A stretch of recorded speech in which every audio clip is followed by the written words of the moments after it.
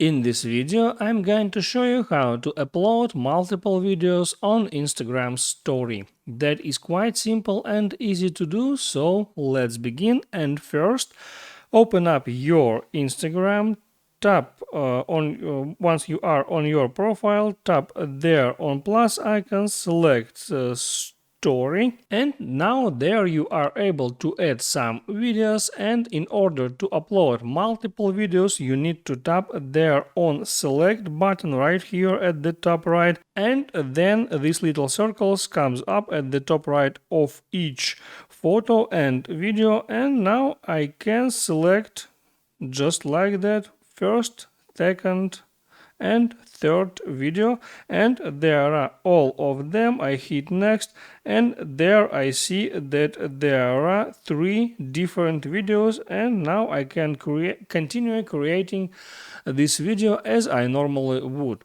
So now you know how to upload multiple videos on Instagram, so hit the like button and don't forget to subscribe.